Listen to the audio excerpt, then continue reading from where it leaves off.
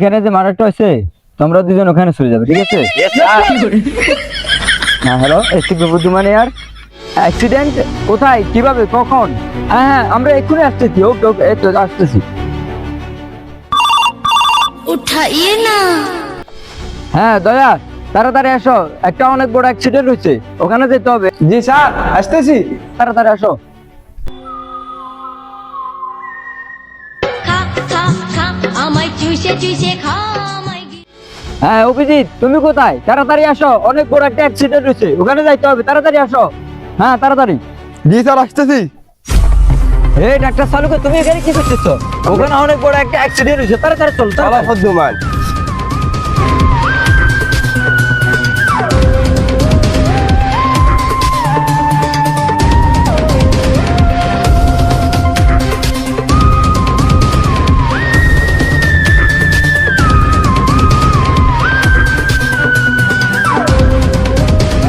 ইয়ে বলে অনেক বড় অ্যাক্সিডেন্ট হয়েছে না? কই গাড়ি, কই মানুষ, কই লাশ, আর কই? এটা তো একটা পড়ে আছে এখানে।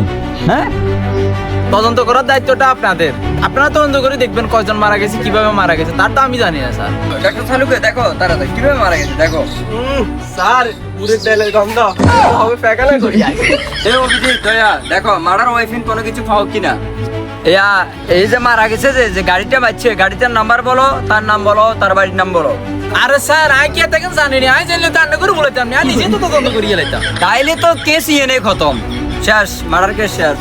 এ দয়া, এ অভিজিৎ, তাড়াতাড়ি এদিকে আসো। এখানে যেহেতু মার্ডার ওয়াইফেন নাই, কে মারছে এও জানি না, তো আমরা যদি চলে যাই আড়ি আড়ি কবে সিএডি লোকেরা কোনো কিছু বুঝতে পারে না, এতটাই শুট করে দাও, কেস ইয়েনে খতম। ওর আমি আন্নাকে গুলি দিয়ে দিছেন নি। হ্যাঁ, খুলে তো কিনে জানে, তাহলে কুইয়ে মারি গেলেন। আয়